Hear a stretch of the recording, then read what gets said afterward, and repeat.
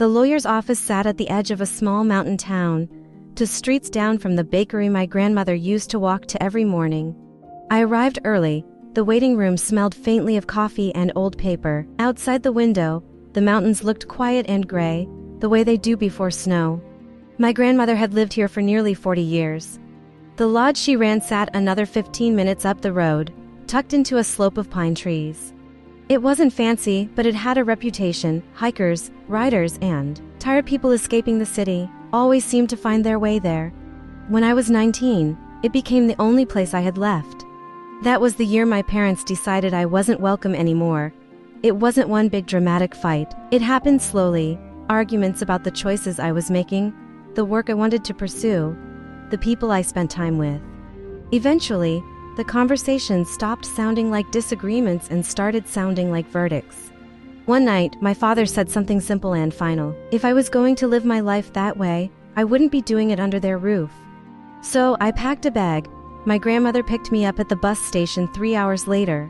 She never asked for explanations. She just made tea and showed me the spare room at the lodge. I stayed there for almost a year.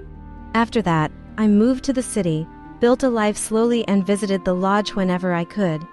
My parents never visited at all, which is why it felt strange when the office door opened and they walked in. They looked older, of course, my father's hair thinner, my mother carrying herself more carefully than she used to. But the bigger change was how comfortable they seemed, like this meeting belonged to them. My father spotted me first. "Well," he said with a small smile, "look who's here." My mother nodded politely. "We figured you'd come." I didn't respond. I just watched them take seats across the room. A few minutes later, the lawyer called us inside. The office itself was small, just a desk, 3 chairs, and a long window looking out toward the mountains. My parents sat down as if they'd done this many times before. My father leaned back and folded his hands. "So," he said lightly, "that lodge of hers, quite a place."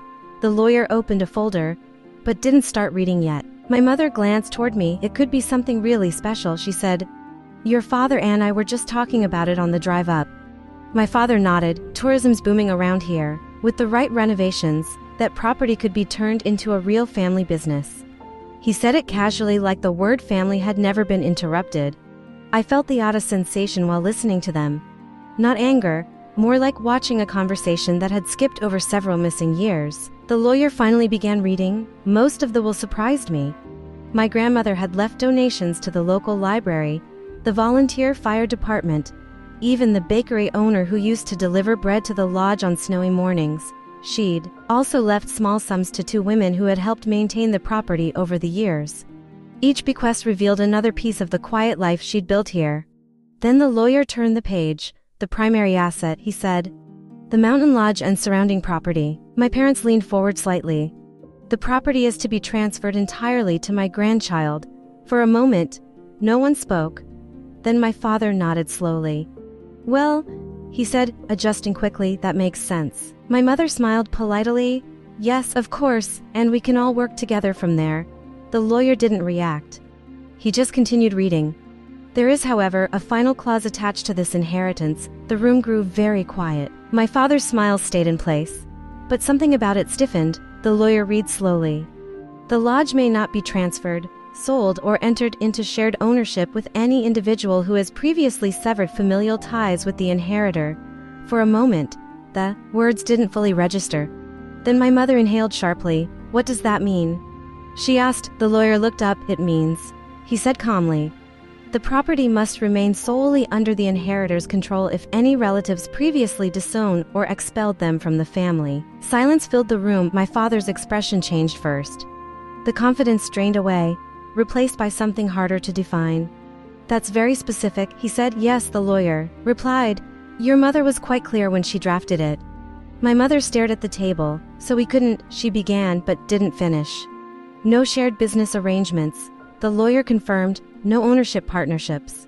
The finality of it settled across the room like falling snow. No argument, no negotiation, just a boundary written years earlier by someone who had seen everything clearly. My father sat back slowly. "She thought that far ahead," he said quietly. I didn't answer because the truth was she probably had. My grandmother had never spoke.